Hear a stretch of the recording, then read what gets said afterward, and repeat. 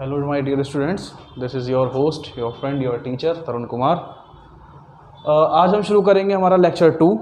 Lecture 1 में हमने समझा था introduction of macro economics and circulation flow of money के बारे में, हमने कुछ कॉन्सेप्ट्स को समझा था। आज हम उसी से रिलेटेड कुछ आगे के कॉन्सेप्ट्स को समझेंगे and these are the concepts that gross and net income, factor cost and market price of the income and domestic price and national income. My dear students, जब भी हम नेशनल इनकम को count करने की बात करते हैं तो नेशनल इनकम काउंट करते वक्त हमारे सामने ये वेरिएबल्स आते हैं। कुछ इनकम्स ग्रोस डोमेस्टिक लेवल पर होती हैं और मार्केट प्राइस पर होती हैं, कुछ इनकम्स ग्रोस डोमेस्टिक लेवल पर होती हैं और फैक्टर कॉस्ट पर हो सकती हैं।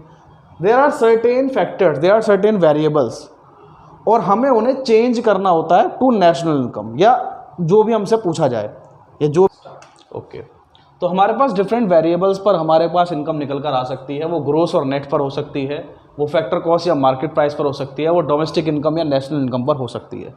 तो अल्टीमेटली आज हमारा गोल क्या होगा? आज हमारा गोल है कि हम इनको आपस में एक्सचेंज करना सीखें और ये समझें कि ग्रोस या नेट क्या है, फैक्टर कॉस्ट या मार्केट प्राइस क्या है, या डोमेस्टिक इनकम और नेशनल इनकम क्या है। तो हम शुरुआत करेंगे हमारे टॉपिक नंबर 1 से, that is gross and net. Gross and net, इनको एक्सचेंज करना भी सीखेंगे और इनको देखेंगे कि ये कैसे, क्या है इनका मतलब और कैसे काम करते हैं। बहुत बेसिक से मतलब है, बहुत बेसिक से मतलब। जो भी हमारे दोस्तों अकाउंट्स को पढ़ते हैं, जिन्होंने भी अकाउंट्स पढ़ी है 11th क्लास में, वो इसको समझ पाएंगे। उनको इससे रिलेटेड कुछ याद आ रहा होगा, दैट इज़ फाइनल अकाउंट, जो उन्होंने अपने 11th क्लास में पढ़ा था। देखिए, हम शुरुआत करेंगे ग्रोस से। पहले हम ग्रोस लेवल को समझते हैं। ग्रोस का मतलब क्या होता है? ग्रोस का मतलब होता है लगभग, अप्रॉक्स वैल्यू। अप्रॉक्स, किसी भी चीज़ का, किसी भी अमाउंट का ग्रोस वैल्यू उसका अप्रॉक्स वैल्यू होता है कि अप्रॉक्सीमेटली वो वैल्यू क्या है। अब हम ग्रोस अगर वैल्यू बात करते हैं, और नेट वैल्यू का मतलब क्या होता है? नेट वैल्यू का मतलब होता है एग्जैक्ट वैल्यू। नेट वैल्यू का मतलब होता है एग्जैक्ट वैल्यू, कि एग्जैक्ट उसकी क्या वैल्यू है। अब इन दोनों के बीच जो डिफरेंस है वो है डेप्रिसिएशन का। वो डिफरेंस है डेप्रिसिएशन, यानी कि consumption of fixed capital. Consumption of fixed capital, fixed capital.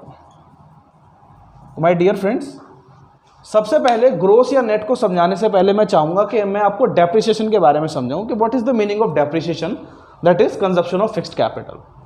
देखिए, डेप्रिसिएशन का मतलब जिन्होंने भी अकाउंट्स को पढ़ा है वो हमारे दोस्त इसको बिल्कुल इजीली समझ जाएंगे, और जिन्होंने नहीं समझा है उनको मैं बता देता हूँ। देखिए, हमारे पास कुछ फिक्स एसेट्स होते हैं। हर बिजनेस के पास, हर पर्सन के पास कुछ फिक्स्ड एसेट्स होते हैं। और क्योंकि हम इकोनॉमिक्स की बात कर रहे हैं तो economics is all consider about money and business या फ्लो ऑफ इनकम, तो हम यहाँ पर बात करते हैं फिक्स एसेट्स की। तो फिक्स एसेट्स क्या होते हैं? कुछ भी एसेट्स जो फिक्स्ड हैं, जिनका साइज ना तो बढ़ रहा है ना कम हो रहा है। जैसे हमारा फर्नीचर हो सकता है, हमारी बिल्डिंग हो सकती है, हमारा प्लांट हो सकता है। अब ये प्लांट मतलब पौधा नहीं कह रहा मैं, प्लांट का मतलब पौधा नहीं, प्लांट का मतलब एक फैक्ट्री जहाँ पर बहुत सारी मशीन्स रखी हुई हैं। The group of machine is combinedly called as plant. ठीक, तो उन पर क्या लगता है, हर साल उनकी वैल्यू कम होती रहती है। The value will be depreciated, the value will be depreciated. जरा समझिए मेरी बात। जैसे एग्जांपल के लिए आप लोग जानते हैं आपके घर में एक फर्नीचर है। अब उस फर्नीचर को कुछ हुआ नहीं है, उस फर्नीचर को कुछ भी नहीं हुआ है। वो फर्नीचर जैसा था आज भी बिल्कुल वैसा ही है, उतना ही साफ है, उतना ही सुंदर है, लेकिन फिर भी आज उसकी वैल्यू उतनी नहीं है जितनी वो पहले थी। यानी जब उसे खरीदा गया तो हो सकता है वो फर्नीचर 20,000 का था, लेकिन आज उसकी वैल्यू 10,000 ही होगी, 5,000 हो सकती है, 2,000 भी हो सकती है। यानी साल दर साल, ईयर बाय ईयर उसकी वैल्यू लगातार कम होती जा रही है, और उसको हम क्या कहेंगे? डेप्रिसिएशन। और ये सभी फिक्स एसेट्स पर होता है। ये डेप्रिसिएशन सभी फिक्स एसेट्स पर होता है। आप मुझे कोई भी ऐसी फिक्स एसेट नहीं बता सकते जिसकी वैल्यू कम हो रही ना हो रही हो, जिसकी वैल्यू कम ना हो रही हो। बिल्डिंग, हाँ, आप बिल्डिंग का एग्जांपल ले सकते हैं कि बिल्डिंग की वैल्यू, मार्केट रेट बढ़ता रहता है। बिल्डिंग में मार्केट रेट बढ़ता रहता है, आपके लैंड की वैल्यू जो है वो लगातार बढ़ रही है मार्केट में, लेकिन अल्टीमेटली डेप्रिशिएट तो वो भी हो रही है। अगर वो मार्केट में उसकी डिमांड इंक्रीज ना हो, डिमांड बढ़ने की वजह से उसकी मार्केट में वैल्यू बढ़ रही है, अगर डिमांड पर उसका नेचुरल इफेक्ट आ जाए, डिमांड ना बढ़े, तो उस पर भी डेप्रिसिएशन तो लगेगा ही। तो यहाँ पर फिक्स एसेट्स का मतलब है ऐसी एसेट्स जो हमेशा फिक्स रहने वाले, जिनका साइज चेंज नहीं होगा लेकिन उनकी वैल्यू कॉन्टिन्यूसली डाउन हो जाएगी, उसको हम कहते हैं डेप्रिसिएशन। अब ये डेप्रिसिएशन अल्टीमेटली मेरे लिए क्या है? ये मेरे लिए एक एक्सपेंडिचर है। ये मेरे लिए एक एक्सपेंडिचर है। ऑब्वियस सी बात है, अगर मेरा एक फर्नीचर 10,000 का था, आज वो सिर्फ 5,000 में बिक रहा है, तो इसका मतलब क्या हुआ? 5,000 मेरे लिए खर्च हो गया। एक्सपेंडिचर है, non cash expenditure. Non cash, ये भी समझ लीजिए, नॉन कैश एक्सपेंडिचर। खर्चा तो है लेकिन इसकी वजह से कैश पर कोई फर्क नहीं पड़ेगा, ठीक है। अब जो फर्नीचर मेरी वैल्यू जिसकी कम हो रही है, वो मुझसे कैश नहीं मांग रहा है कि हर साल अगर मेरे फर्नीचर की वैल्यू 1,000 रुपये कम होती जा रही है तो मुझसे 1,000 रुपये मांग रहा है कि मुझे 1,000 रुपये और दो, 1,000 रुपये और दो। खर्चा है लेकिन कैश एक्सपेंडिचर नहीं है। इसको हम कहते हैं डेप्रिसिएशन, ठीक है, इसको हम कहते हैं डेप्रिसिएशन। लेकिन इकोनॉमिक्स में डेप्रिसिएशन का मतलब थोड़ा सा और वाइडर है। थोड़ा सा और वाइडर का मतलब क्या? कोई भी ऐसी वैल्यू, कोई भी ऐसा अमाउंट या कोई भी ऐसी ट्रांजैक्शन जिसकी वजह से मेरी इनकम कम हो जाए, जिसकी वजह से मेरी इनकम क्या हो? कम हो जाए, मेरा प्रॉफिट कम हो जाए, उसे मैं डेप्रिसिएशन चार्ज करूंगा, उसे मैं कंजप्शन ऑफ फिक्स कैपिटल की तरह ट्रीट करूंगा। हिंदी में इसको बोलते हैं स्वनियोजित, हिंदी में थोड़ा कंफ्यूज हुआ, आई एम सॉरी, लेकिन कंजप्शन ऑफ फिक्स कैपिटल, ठीक है। तो मेरे हिंदी के स्टूडेंट्स आपसे सॉरी बोलूंगा, लेकिन क्योंकि कंफ्यूजन हो जाता है थोड़ा सा, बुक में लिखा आप लोग पढ़ लेना, लेकिन कंजप्शन ऑफ फिक्स कैपिटल का मतलब डेप्रिसिएशन है, ठीक है। चलिए आगे बढ़ते हैं। अब यहां पर बात आती है कि ग्रोस को नेट से कैसे चेंज किया जाए। चलिए अभी मैं पॉज करते हैं वीडियो को, और इसको please note it down, note कर लीजिए इसको।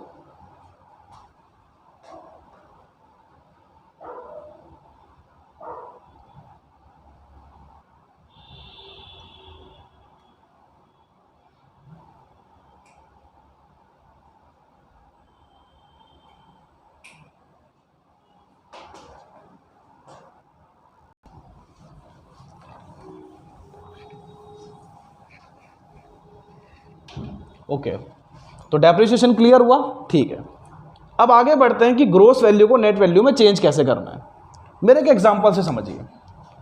मान लीजिए कि मैंने अपने एक फ्रेंड से कुछ पैसे उधार लिए और एक बिजनेस शुरू किया, और उस बिजनेस से मेरी इनकम हुई 1,00,000 रुपये। मैंने अपने फ्रेंड से कुछ पैसे उधार लिए, जिसके बाद मैंने वो बिजनेस शुरू किया, बिजनेस से मैंने 1,00,000 रुपये इनकम कमाई। ये मेरी ग्रोस इनकम है, ये है मेरी ग्रोस इनकम, क्योंकि इसमें से मैंने कुछ ऐसे नॉन कैश एक्सपेंडिचर अभी माइनस नहीं किए हैं जिनकी वजह से मेरी इनकम कम हो जाएगी। जैसे वही हमारा डेप्रिसिएशन, यानी कि consumption of fixed capital, consumption of fixed capital.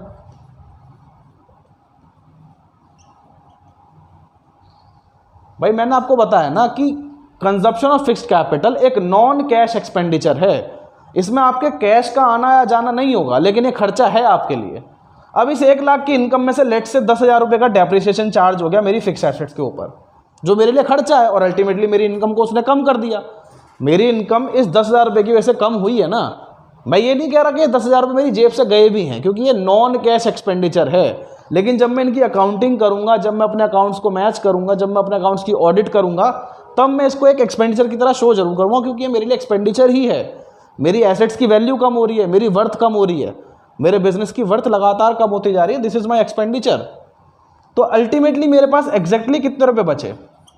मेरे पास बचे 90,000 रुपये, और ये बन गई मेरी नेट इनकम। शुरुआती दौर में मैंने क्या किया होगा? अपने दोस्त से पैसे लिए, या चलो नहीं भी लिए, मेरा खुद का पैसा था, मैंने किसी बिजनेस में पैसा इन्वेस्ट किया, इन्वेस्ट करके उस बिजनेस से मैंने 1,00,000 रुपये की इनकम कमाई। अब इस 1,00,000 रुपये में से सारे कैश एक्सपेंडिचर तो माइनस कर चुका हूँ, salaries, wages, rent, raw material की कॉस्ट, ये जितने भी चीज़ें वो तो सब मैं माइनस कर चुका हूँ। लेकिन अल्टीमेटली अभी मैंने वो खर्चे माइनस नहीं किए हैं जो मेरे लिए नॉन कैश एक्सपेंडिचर रहे। तो लगभग मैंने 1,00,000 रुपये कमा लिए। मैं बड़ा खुश हूँ कि मेरे को 1,00,000 की इनकम हुई है।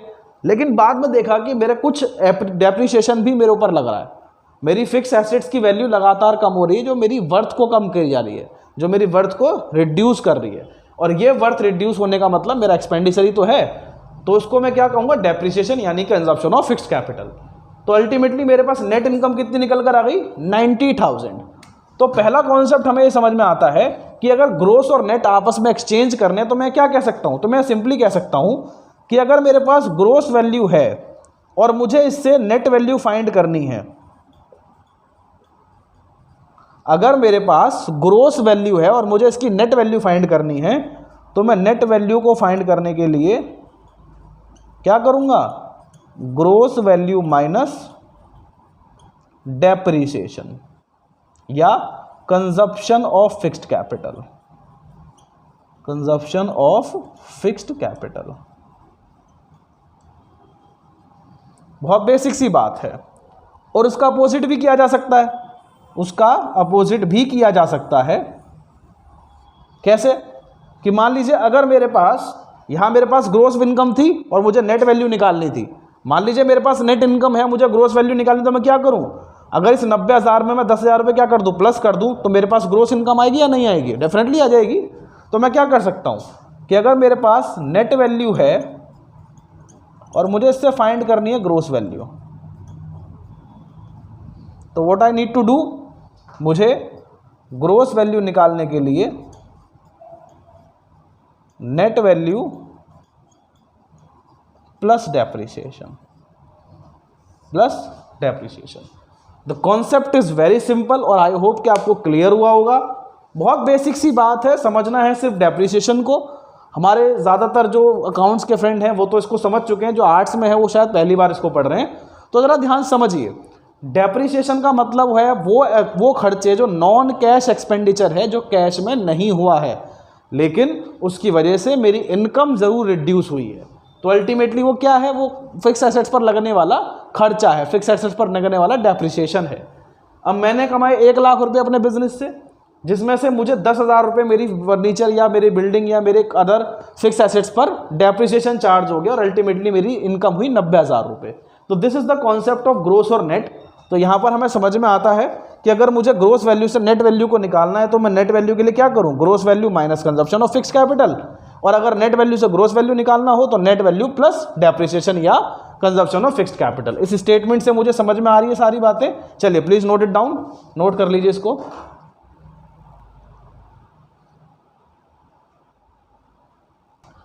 चलिए अब हम नेक्स्ट कॉन्सेप्ट की बात करेंगे, दैट इज फैक्टर कॉस्ट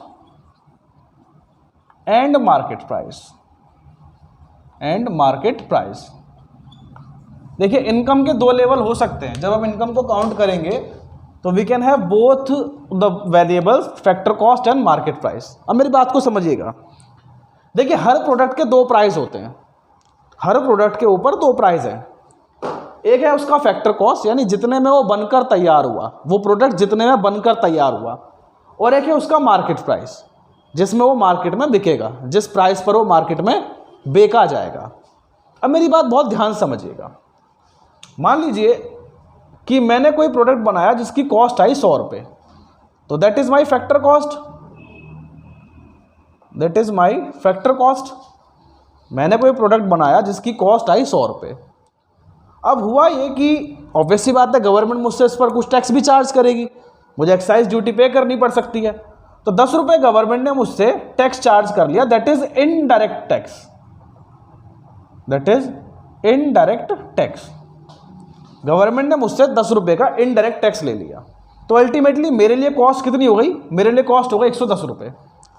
अब अगर मैं इसको मार्केट में बेचना चाहता हूँ विदाउट प्रॉफिट, मैं अभी प्रॉफिट की कंसिडरेशन नहीं कर रहा, मुझे अभी नहीं इंटरेस्ट के मैं प्रॉफिट को भी चार्ज करूँ, मैं बस एक बेसिक सा मार्केट प्राइस चार्ज करना चाहता हूँ अपने प्रोडक्ट के लिए, बाद में प्रॉफिट उसको ऐड कर लूँगा।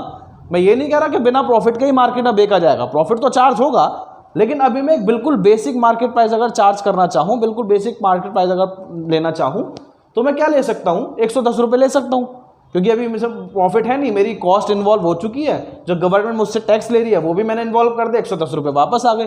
तो अल्टीमेटली फैक्टर कॉस्ट कहाँ पर आ गई, 110 रुपये पर आ गई। लेकिन एक काम और हुआ, अब जो ये प्रोडक्ट मैं बना रहा हूँ वो समाज के लिए बहुत अच्छा, और गवर्नमेंट ने खुश होकर मुझे सब्सिडी दे दी।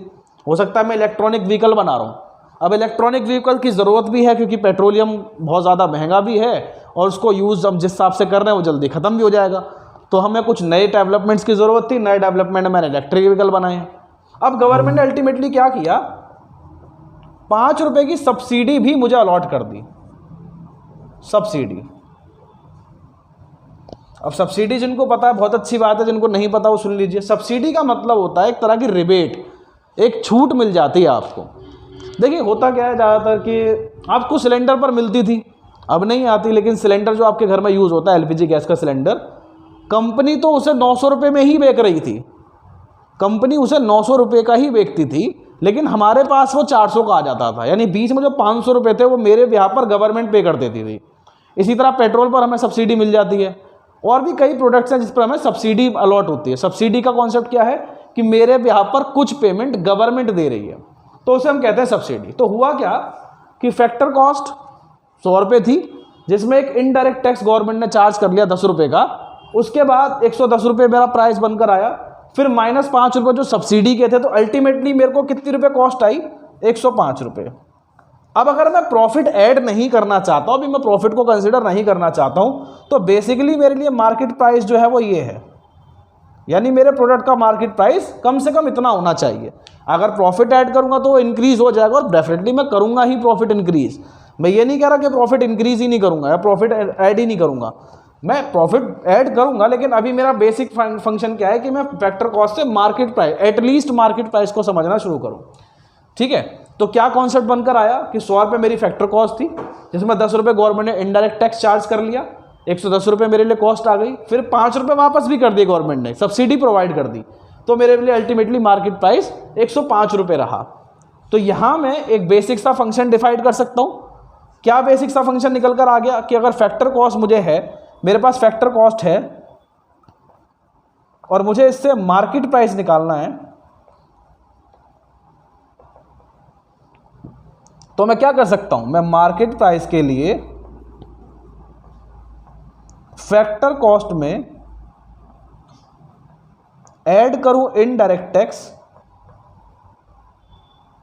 और माइनस कर दूं सब्सिडी।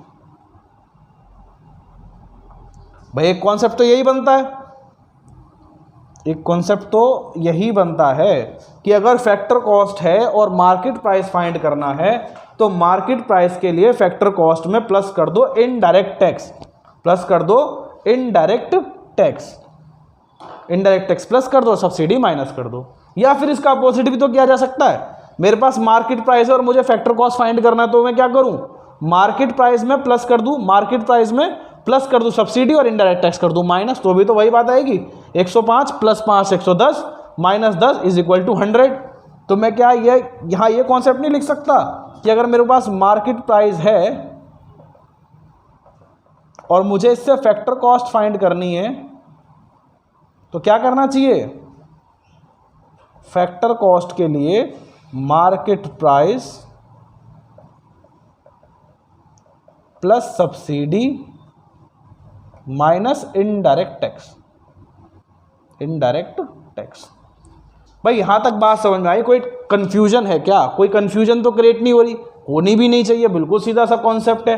10 रुपये 100 रुपये मेरी फैक्टर कॉस्ट थी, गवर्नमेंट ने मुझसे टैक्स लिया तो 10 रुपये मेरी फैक्टर कॉस्ट हो गई।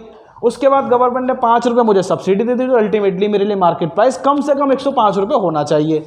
यही बात मैंने स्टेटमेंट वाइज ऐसे लिख दी। यहाँ तक क्लियर हुई बातें? थोड़ा सा और इसमें समझना है मुझे, एक पॉइंट और समझना है, लेकिन अभी फिलहाल प्लीज इसको नोट कीजिए। चलिए अब एक चीज समझते हैं। देखो भाई, वैसे तो बेसिकली करना क्या है, इनडायरेक्ट टैक्स प्लस करना है और सब्सिडी करनी है माइनस, लेकिन क्या यार मैं यहां पर एक नेट इफेक्ट नहीं निकाल सकता? क्या मैं इन दोनों का एक नेट इफेक्ट नहीं निकाल सकता? छोटी सी बात है यार, एक बात बताओ, गवर्नमेंट ने पहले मुझसे 10 रुपये लिए, फिर 5 रुपये वापस कर दिए, तो ultimately the government has taken only 5 रुपये टू मी। गवर्नमेंट ने मुझसे 5 रुपये तो लिए, 10 रुपये कोई मुझसे लेता है और वापस मुझे 5 रुपये कर देता है, तो अल्टीमेटली गवर्नमेंट ने तो मुझसे 5 रुपये टैक्स लिया ना। तो क्या मैं इनका नेट इनडायरेक्ट टैक्स इफेक्ट नहीं निकाल सकता? Net indirect tax, net indirect tax. अब ये फर्क समझिए, ये क्या है, ये है इनडायरेक्ट टैक्स और ये पॉइंट क्या है, नेट इनडायरेक्ट टैक्स। तो what is the meaning of net indirect tax? यार बहुत सीधी सी बात है, अगर गवर्नमेंट मुझसे 10 रुपये लेती है और 5 रुपये वापस कर देती है, तो मुझसे तो 5 रुपये ही टैक्स लिया गया ना, 5 रुपये वापस किए मुझे, और बात भाई आज 10 रुपये लिए, 2 महीने बाद 5 रुपये वापस कर दे, तो अल्टीमेटली लिए तो मुझसे 5 रुपये का ही टैक्स। तो ये नेट इनडायरेक्ट टैक्स क्या हुआ, नेट इनडायरेक्ट टैक्स हुआ 5 रुपये। अब जरा एक बात समझो, एक बहुत छोटा सा कॉन्सेप्ट है यहीं पर, इसको कंटिन्यू कर लेते हैं। अगर मेरे पास 100 रुपये की फैक्टर कॉस्ट है और अगर इसमें ऐसा प्लस कर दूं 5 रुपये net indirect tax, NIT, short form में इसको NIT बोलेंगे, NIT, तो भी तो अल्टीमेटली मार्केट प्राइस 105 ही निकलेगा सर। तो भी तो मार्केट प्राइस 105 रुपये ही होगा। अगर मैं इसका नेट इफेक्ट निकाल लूँ, 10 रुपये लेकर 5 रुपये मुझे वापस किए जा रहे हैं, तो अल्टीमेटली मुझसे 5 रुपये लिए जा रहे हैं। तो 100 रुपये मेरी फैक्टर कॉस्ट थी, उसके बाद नेट इनडायरेक्ट टैक्स 5 रुपये लिया, तो अल्टीमेटली प्राइस कितना आ गया? अल्टीमेटली प्राइस 105 रुपये आ गया। तो यहाँ मैं एक और नई इक्वेशन बना सकता हूँ जो इसी के ऊपर बेस्ड है, वो क्या है ज़रा समझिए।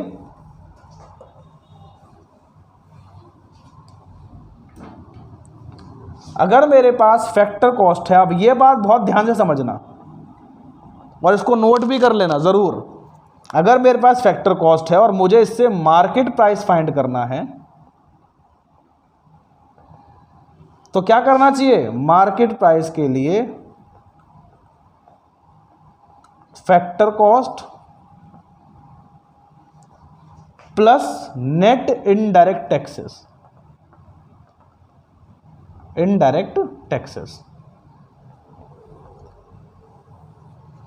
अब देखो भाई, एक थोड़ी सी रिक्वेस्ट है। रिक्वेस्ट ये है कि हमारे कई स्टूडेंट्स थोड़े से अच्छे हैं और उनको लगता है कि यार हम ज़्यादा स्मार्ट हैं, वो कोशिश करते हैं कि हम कुछ अलग ही करके दिखाएं। तो कई बार गलती क्या करते हैं कि वो नेट इनडायरेक्ट, वैसे तो क्वेश्चन में नेट इनडायरेक्ट टैक्स ही दिया होगा, लेकिन कई बार नहीं भी दिया होता नेट इनडायरेक्ट टैक्स, तो फिर वो कहते हैं कि भाई सब बच्चे नेट इनडायरेक्ट टैक्स निकालेंगे, मैं अलग से करके दिखाऊंगा। किसको दिखाएगा ये पता नहीं, किसको करके दिखाएगा वो पता नहीं, लेकिन अलग से करना है। तो वो क्या करेगा कि इनडायरेक्ट टैक्स ही प्लस करेगा सब्सिडी। ऐसा मत करना, ऐसा करने से नुकसान है, कन्फ्यूजन हो सकता है। मान लो अब तुम्हें तो आदत पड़ रही है फैक्टर कॉस्ट से मार्केट प्राइस पे जाने की, तुम्हें कहा गया मार्केट प्राइस से फैक्टर कॉस्ट पे जाओ, GDP MP से NNP FC निकालने को बोल दिया गया। अब तुम्हें जाना मार्केट प्राइस से फैक्टर कॉस्ट, कन्फ्यूजन क्रिएट हो सकती है। कन्फ्यूजन हो सकता है कि भाई यार ये +5 सब्सिडी प्लस करना है, माइनस करना है, अब ओहो चलो प्लस कर देते हैं या माइनस कर देते। तो कन्फ्यूजन क्यों क्रिएट करनी? लीग से हट के जाना है, बहुत अच्छी बात है, लेकिन लीग से हट के जाके किसको दिखाना है? एग्जाम में तो एग्जामिनर चेक करके कॉपी दे देगा तुम्हारी वापसी, ठीक है। तो यहाँ पर तुम क्या करना, अगर नेट इनडायरेक्ट टैक्स ना दे रखा हो तो कहीं अलग से निकाल लेना नेट इनडायरेक्ट टैक्स। ठीक है, वो स्मार्ट हैं, लेकिन स्मार्टनेस के साथ थोड़ा दिमाग भी लगाना। अच्छा, और दूसरा हम काम क्या कर सकते हैं भाई? एक तरीका तो क्या हुआ, मार्केट प्राइस निकालने के लिए फैक्टर कॉस्ट में नेट इनडायरेक्ट टैक्स प्लस कर दिया, सीधी सी बात है। अब यहाँ देखो फायदा क्या है, यहाँ एक ही बार प्लस या एक ही चीज़ माइनस करनी है। पुराना क्या मतलब, जो ट्रेडिशनल तरीका है वो तो यही है कि एक प्लस करो एक माइनस करो, एक प्लस हो रहा एक माइनस हो रहा, और कन्फ्यूजन जनरेट हो सकती है, क्वाइट पॉसिबल। 10 साल का एक्सपीरियंस है, 10 साल के एक्सपीरियंस में लाखों बच्चे मैंने ऐसे देखे जो गलतियां करते आ रहे हैं, ठीक है। लाखों मतलब मेरे स्टूडेंट नहीं रहे हैं, लेकिन लाखों बच्चों को मैंने सुना है इस तरह की बातें करते हुए, हज़ारों तो कम से कम रहे हैं। तो वो बच्चे कई बार ये गलतियां कर देते हैं कि नहीं सर हमने तो ये तो प्लस कर दिया तो माइनस कर दिया। मैंने कहा बेटा इनडायरेक्ट टैक्स अलग से निकाल लो ना, इसमें क्या प्रॉब्लम है, एक प्लस ही तो करना है और एक माइनस करना है, ठीक है। अच्छा, और उसके बाद दूसरा मैं क्या कर सकता हूँ, मैं लिख देता हूँ कि अगर मेरे को मान लीजिए मेरे पास मार्केट प्राइस है और मुझे निकालना है फैक्टर कॉस्ट, तो सिंपली क्या करना है, फैक्टर कॉस्ट के लिए इस मार्केट प्राइस से माइनस कर देना है माइनस नेट इनडायरेक्ट टैक्स यानी कि NIT। अब बस ये फ़ायदा है इसमें, ये फ़ायदा दिखता है कि यहाँ एक ही बार एक ही चीज़ प्लस करनी है और यहाँ एक ही चीज़ माइनस करनी है। और अगर नेट इनडायरेक्ट टैक्स निकालना है तो वो भी सिंपल है। नेट इनडायरेक्ट टैक्स कैसे निकलेगा, 10 रुपये लेके 5 रुपये वापस किए तो नेट इनडायरेक्ट टैक्स कैसे निकलेगा, नेट इनडायरेक्ट टैक्स निकलेगा subsidy minus indirect tax minus subsidy, indirect tax minus subsidy. Got it. तो ये कॉन्सेप्ट है किसका, factor cost to market price transfer होने का। अब ये यूज़ होगा, ये बेमतलब की बातें नहीं चल रही हैं यहाँ पे, ये यूज़ होने वाला है। अभी जब क्वेश्चंस हम करेंगे, क्वेश्चंस पर जाएंगे ठीक है, मेथड्स को समझेंगे, उसके बाद क्वेश्चन सॉल्व करेंगे, तो आगे please note it down. Okay, अब हमारा लास्ट टॉपिक है, हमने ग्रोस और नेट के रिलेशन को समझ लिया, फैक्टर कॉस्ट और मार्केट प्राइस के रिलेशन को समझ लिया। अब डोमेस्टिक इनकम और नेशनल इनकम के कॉन्सेप्ट को और समझ लेते हैं। अब जरा इसको पहले सुन लो, पहले इसको सुन लो, पेन कॉपी नीचे रखो और सुनो ध्यान से, आधों ने तो उठाई भी नहीं होगी। अब जरा बहुत ध्यान सुनो, डोमेस्टिक इनकम क्या है पहले इसको समझते हैं। डोमेस्टिक इनकम का मतलब है हम सभी ने मिलकर, हम सभी मतलब हम सब इंडियंस ने मिलकर इंडिया की डोमेस्टिक बाउंड्री में जो भी इनकम कमाई उसे हम कहेंगे डोमेस्टिक इनकम। हम सभी इंडियंस ने मिलकर इंडिया की डोमेस्टिक बाउंड्री के अंदर अंदर जो पैसा कमाया, अब चाहे हरियाणा में कमाया हो या पंजाब में कमाया हो, मुंबई में हो, दिल्ली में हो, कलकत्ता में हो, ठीक है, लद्दाख में हो, अंडमान निकोबार में हो, कहीं भी कमाया हो, लेकिन इंडिया की डोमेस्टिक टेरिटरी के अंदर जो पैसा कमाया उसे हम कहते हैं डोमेस्टिक इनकम। और नेशनल इनकम क्या है, अब बहुत ध्यान से सुनना। डोमेस्टिक इनकम में अगर मैं बाहर से आई हुई इनकम को ऐड कर दूं तो ये दोनों मिलकर बनते हैं नेशनल इनकम। डोमेस्टिक इनकम में मैं ये नहीं कह रहा कि डोमेस्टिक इनकम का मतलब है जो हमारे बाउंड्री के अंदर कमाया, और नेशनल इनकम का मतलब है वो जो हम बाहर से कमा के लाए। नहीं, स्टेटमेंट बिल्कुल गलत है, बहुत ध्यान सुनो स्टेटमेंट क्या कह रहा हूं मैं। मेरी डोमेस्टिक इनकम यानी इंडिया की डोमेस्टिक इनकम के अंदर अंदर जो पैसा कमाया गया दैट इज डोमेस्टिक इनकम। और इस इनकम में जो बाहर से हम लोग कमा कर लाए, जो बाहर से हम लोगों ने कमाया, उसको जब ऐड कर दिया जाएगा तो ये दोनों मिलकर बनेंगे नेशनल इनकम। Got it? जब हम बाहर से कमा के जो लाएंगे उसको और प्लस डोमेस्टिक इनकम दोनों को ऐड करने के बाद बनेगा नेशनल इनकम। Got it? चलिए इसके ऊपर थोड़ा सा और समझते हैं, बहुत बेसिक सी चीज़ है। एक बात बताओ, मान लीजिए कि हम इंडियंस ने मिलकर इंडिया में 10,000 करोड़ रुपए कमाए, ये हो गई हमारी डोमेस्टिक इनकम।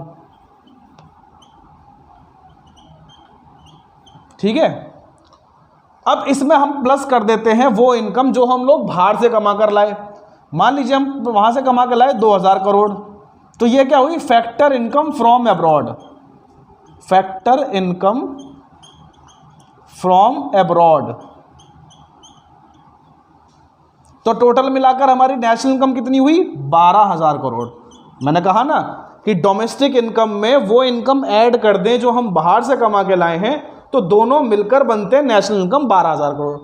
लेकिन एक बात बताओ यार, जिस तरह हम लोग बाहर से यानी कि इंडिया के बाहर से पैसा कमा के ला रहे हैं, उसी तरह mister Tom, mister Harry, mister Batman, वो भी तो इंडिया में काम कर रहे हैं, वो भी तो इंडिया से पैसा कमा के बाहर ले जाते हैं।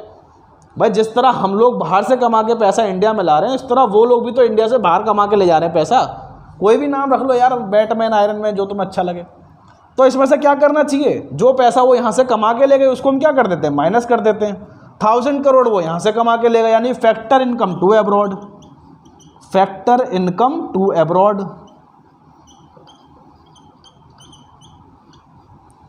यानी फैक्टर इनकम फ्रॉम अब्रॉड जो हम बाहर से कमा के लाए, माइनस वो इनकम जो वो कमा के ले गए। This is to, this is from. तो अल्टीमेटली क्या निकल कर आ गया? 11,000 crore is our national income. It is our national income. तो फिर से वही चीज, अब अगर मैं इसको ड्रॉ करना चाहूं, मैं इस स्टेटमेंट को ऐसे लिखना चाहूं तो मैं लिख सकता हूं ना। प्रॉब्लम क्या है? तो प्रॉब्लम ये है कि भाई मान लीजिए अगर मैं लिखना चाहूं डोमेस्टिक इनकम से नेशनल इनकम निकालना है, मेरे पास डोमेस्टिक इनकम है और मुझे इससे नेशनल इनकम निकालना है, तो क्या करना चाहिए? नेशनल इनकम के लिए domestic income plus factor income from abroad, factor income from abroad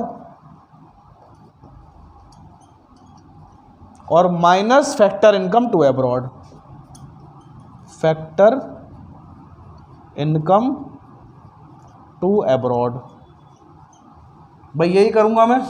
ठीक है, और अगर वापस मुझे नेशनल इनकम से डोमेस्टिक इनकम पर जाना हो तो, अगर मुझे नेशनल इनकम से डोमेस्टिक इनकम पर जाना हो तो क्या करना चाहिए? इसको अपोजिट कर देंगे ना, national income plus factor income to abroad minus factor income from abroad, हम डोमेस्टिक इनकम पर पहुंच जाएंगे। समझ रहे हो ना मेरी बात? अगर मुझे मान लीजिए क्वेश्चन में इंफॉर्मेशन मिल जाती है नेशनल इनकम, मुझसे कहा गया डोमेस्टिक इनकम निकालो, तो कैसे निकालूं? नेशनल इनकम में प्लस तो कर दूं क्या, फैक्टर इनकम टू अब्रॉड, और माइनस कर दूं क्या, फैक्टर इनकम फ्रॉम अब्रॉड, तो निकल जाएगा डोमेस्टिक इनकम, निकल गया। लेकिन फिर से वही बात यार, यहां इसका भी तो नेट इफेक्ट निकाला जा सकता है, क्या इन दोनों का नेट इफेक्ट नहीं निकल सकता? 2000 करोड़ हम कमा के लाए, 1000 करोड़ वो कमा के ले गए, तो अल्टीमेटली हम कमा के कितना लेकर आए? 1000 करोड़ ही तो कमा के लाए। अल्टीमेटली हम तो 1000 करोड़ कमा के लाए ना, 2000 करोड़ वो हम बाहर से कमा के लाए, हम मतलब इंडियंस अमेरिका रशिया जर्मनी से कमा के लाए, और ये जर्मन रशियन जो लोग यहाँ पर रह रहे हैं वो इंडिया से बाहर कमा के ले गए, तो अल्टीमेटली हम तो हज़ारों करोड़ ही कमा के लाए ना। तो अगर इसमें मैं क्या करूँ, मेरी डोमेस्टिक इनकम तो 10,000 करोड़ ही थी, उसमें तो कोई प्रॉब्लम नहीं है, डोमेस्टिक उसमें तो कोई प्रॉब्लम है ही नहीं। इसमें मैं प्लस कर दूं क्या, 1000 रुपये, जो क्या है NFIA। अब what is the meaning of NFIA?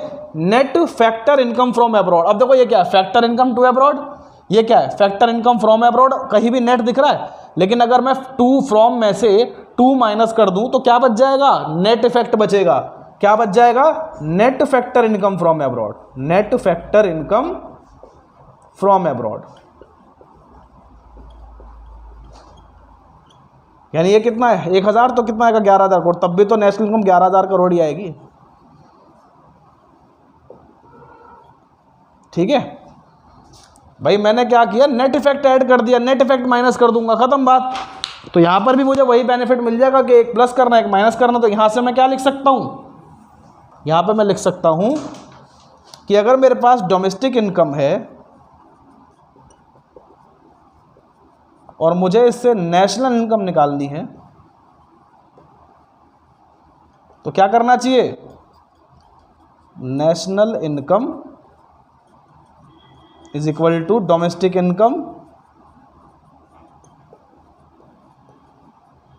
Plus what, plus NFIA, net factor income from abroad. मैं बार बार कह रहा हूं ये नेट है, ये सिर्फ फैक्टर इनकम फ्रॉम अब्रॉड है, ये सिर्फ फैक्टर इनकम टू अब्रॉड, और ये इसका नेट इफेक्ट है, exact effect, plus NFIA। Full form क्या है, कमेंट में लिख के बता देना मेरे को एक बार, ठीक है? NFIA की फुल फॉर्म कमेंट में लिखना। और उसके बाद नेशनल, अगर आपके पास मान लीजिए नेशनल इनकम है, मैं यहाँ लिख देता हूँ, मेरे पास नेशनल इनकम तो है सर, और मुझे इससे निकालनी है डोमेस्टिक इनकम,